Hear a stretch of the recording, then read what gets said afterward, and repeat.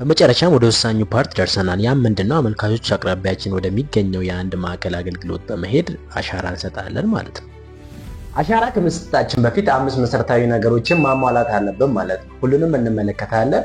አሻራ ከሰጠን በኋላስ ማን ነው አፕሩቭ የሚያደርግልን የሚለውን መጨረሻ ላይ እንመለከታለን ማለት ነው። አፕሩቭ ስል የሚጨርሱልን ህጋዊ የሆኑ ኤጀንሲዎች ናቸው ወይስ ስራና ክህሎት ሚኒስቴር ነው የሚጨርስልን የሚለውን አንድ በአንድ በዝርዝር እንመለከታለን። አጠር ያለ ቪዲዮ ነው እንደምታዩት ቪዲዮን የሰራሁት ማለት ነው።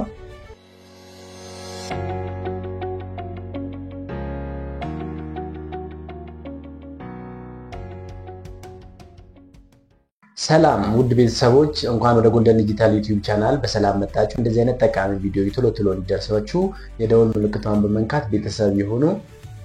አሁን ቀጥታ ወደ ቪዲዮ እንሄዳለን ማለት ነው።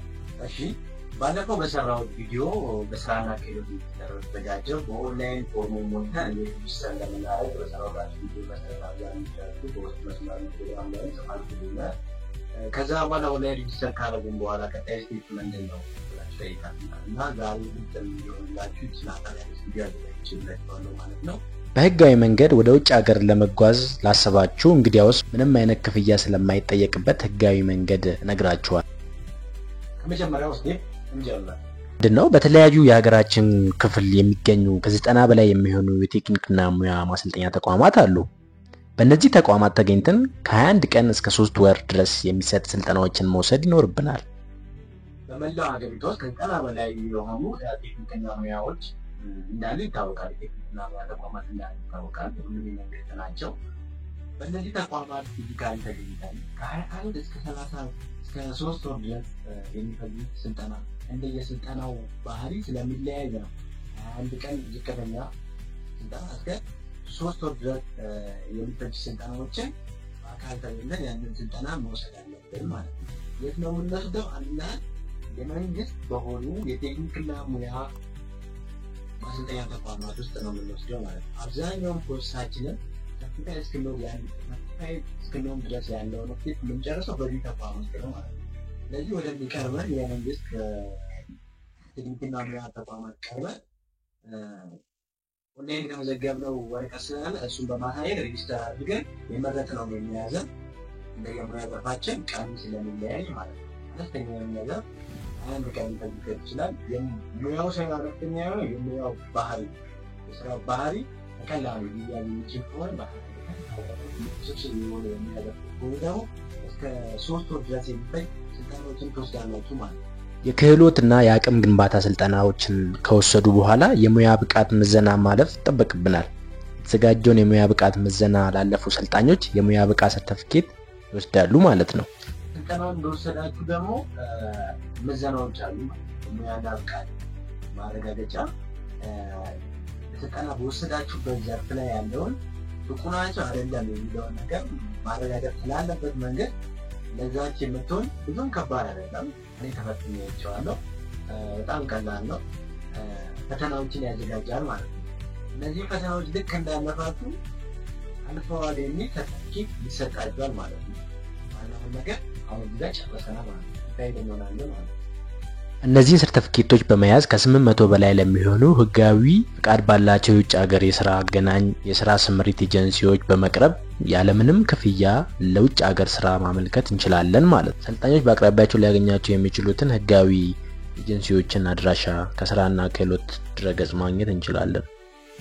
እናም ወደ ቀረበን ህጋዊ ኤጀንሲዎች በመቅረብ ለውጭ ሀገር የስራ ማመልከት እንችላለን ማለት ነው።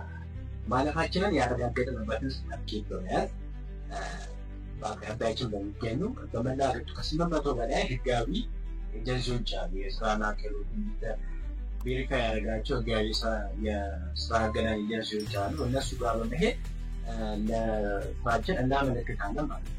ያለንበትን ሰርቲፊኬት ግን ይዘን መሄድ ይኖርብናል ማለት ነው። እነዚህን ኤጀንሲዎች ፌክ ናቸው ወይም ደግሞ ህጋዊ ናቸው ህጋዊ አይደለም የሚለው እንዴት እንለያለን? ዋናው ጥያቄያችሁ በስራና ክህሎት ድረገጽ ላይ ሊስታቸው አለ።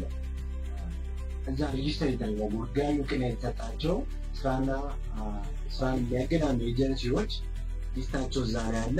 አቅራቢያቸው የሚገኘውን የስራ አገናኝ ኤጀንሲ እዛ ሊስት ውስጥ ካለ ህጋዊ አይደለም ማለት ነው። እዛ ሊስት ውስጥ ካለ ግን ህጋዊ ስለሆነ ጠያቂነትም ስላለበት ፕሮሰሳችሁ መጀመር ትችላላችሁ ማለት ነው። እናንተ በምትኖሩበት ከተማ ውስጥ ከሌለ ክፍለ ሀገር ካላችሁ ደግሞ ወደ አቅራቢያችሁ ወደሚገኝ ትልቅ ከተሞች ላይ ይኖራል። ለምሳሌ ትንሽ ከተሞች ውስጥ ከሌለ የክልል ዋና ከተሞች አሉ። ላይክ ሐዋሳ፣ አዳማ፣ ጅማ፣ ባህር ዳር ምናምን የመሳሰሉት ላይ እዛ ስላለ ወደዛ በመቅረብ ፕሮሰሳችሁን መጀመር ትችላላችሁ ማለት ነው። ኤጀንሲው ከመንግስት ባገኘው ፍቃድ መሰረት ለውጭ ሀገር የስራ ስምሪት የሚያስፈልገውን የአመልካቾችን ሰነድ ያ ማለት የጤና ከወንጀል ነፃ መሆናችንን እና የኢንሹራንስ ያስፈልገናል ማለት ነው። ፓስፖርት እሱ ግዴታ ስለሆነ እነዚህን ያጣራል ማለት ነው። ኤጀንሲዎቹ ከመንግስት ባገኙት ፍቃድ መሰረት የእናንተ የተለያዩ ዶክመንቶችን የማጣራት ስራ ይሰራሉ ማለት ነው። ልክ የሕክምና ጤና ሜዲካል ምርመራ ይባላል። ቦታ ላይ ሜዲካል ምርመራ ማረጋገጥ ነው ባቸውን። ሁለተኛው ደግሞ ከወንጀል ነፃ መሆናችንን የሚያሳይ እነሱ እንትንሉበት መንገድ አለ። ከወንጀል ነፃ መሆናችንን ማቅረብ ይኖርብናል ማለት ነው። አካባቢ ህግ ተቋም ቀላል ነው። ማከደኛው አንስተን መጨረስ ምንችል ነገር ነው ማለት ነው። ሌላኛው ደግሞ ኢንሹራንስ ያረጋግጣሉ ማለት ነው። ኢንሹራንስ በየቦታው ሞልቷል። ኢንሹራንስ ሊኖራችሁ ይገባል ማለት ነው። ብዙ አይደለም በጣም ትንሽ ነው። የኢንሹራንስ የባችበት ወረቀት ይታችሁ ታሳያላችሁ ማለት ነው። ፓስፖርት እሱ እንዳለው ነው። ፓስፖርት ሰነዶች ለማስተላለፍ ለማድረግ ስለሚታወቅ ነው ማለት ነው። በመጨረሻም ወደ ወሳኙ ፓርት ደርሰናል። ያም ምንድነው? አመልካቾች አቅራቢያችን ወደሚገኘው የአንድ ማዕከል አገልግሎት በመሄድ አሻራ እንሰጣለን ማለት ነው። አስፈላጊውን መረጃ ከሰጠን በኋላ ወዲያውኑ ለአንድ ሰራተኛ ብቻ የሚሰጥ ሌበር አይዲ ወይም የሰራተኛ ልዩ ቁጥር ይደርሰናል እናገኛለን ማለት ነው።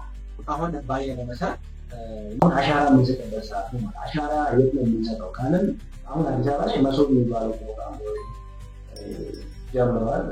ኢምፔሪያል ጋር ያለው ማለት ነው። ከዛ ግን እሱ ከመጀመሪያ በፊት ግን በወሳኝ ኩነቶች ምዝገባ ነበረ። የወረዳዎች በመሄድ እዛ አሻራችንን እንሰጣለን ማለት ነው። እዛ በመሄድ አሻራችንን እንሰጣለን። ልክ አሻራችንን እንደሰጠን ለአንድ ሰው ብቻ የሚሰጥ ለአንድ የሰራተኛ አይዲ ሌበር አይዲ የምንለውን የሰራተኛ መለያ ቁጥር እናገኛለን ማለት ነው። ልክ ሌበር አይዲውን እንዳገኘን ሚኒስቴር መስሪያ ቤቱ በራሱ ዲጂታል ሲስተም መሰረት የአመልካቾችን ሰነድ ስካን ካደረገ በኋላ አስፈላጊውን ማጣራት አድርጎ አመልካቾች ለውጭ ሀገር የስራ ፍቃድ እንዳላቸው የሚያረጋግጥ QR ኮድ በመስጠት ኤጀንሲው ደግሞ የትኬት ፕሮሰሱን በመጨረስ በህጋዊ መንገድ ከሀገር እንድንወጣ ያደርጋል ማለት ነው።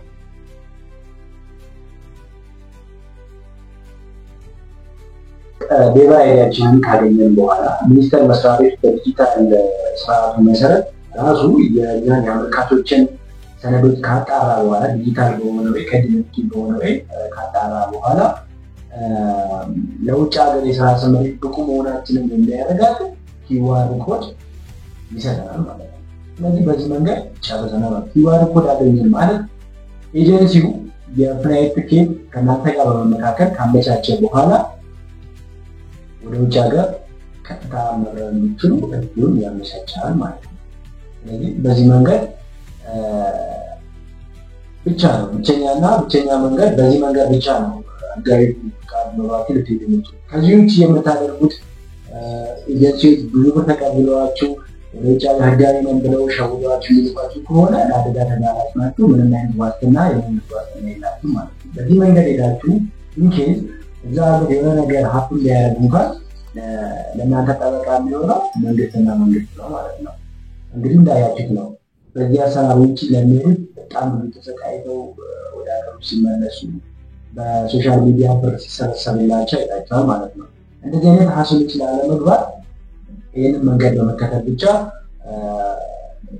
የስራ ስምሪታችሁን መፈጸም ትችላላችሁ ማለት ነው። እንግዲህ መልካም እድል እንመኛለን። በዚህ መንገድ ከአገኘን መልካም እድል እንመኛለን። የዛሬ ይህን ይመስላል። ያልገባችሁ ነገር ካለ ደግሞ ወይም ዲቴል እንዲብራራላችሁ የምትፈልጉት ነገር ካለ ኮሜንት ሴክሽን ላይ ጻፉልኝ፣ ወይ ደግሞ ቴሌግራም ቻናል ላይ ወለሚታል ቴሌግራም ቻናል አለ። እዛ ላይ መወያየት ይቻላል። ፐርሰናሊ ማገዝ የምችለው ነገር ካለ ላገዛችሁ ዝግጁ ነኝ። በዚህ ዩቲዩብ ቻናል ሁሌ ጥሩ ነገር ብቻ ነው የሚሰራው። ሐሰተኛ መረጃ አናሰራጭም ማለት ነው። በመጨረሻ የምጠይቃችሁ ሰብስክራይብ በማድረግ ለብዙ ሰው ሼር በማድረግ ይህ መረጃ ለሁሉ ስራ ተጣሪዎች እንዲደርስ በማድረግ ትብብራችሁን እንድታሳዩ እጠይቃለሁ። በቀጣይ ቪዲዮ እስክንገናኝ ድረስ ሰላም ይብዛ። ቻው።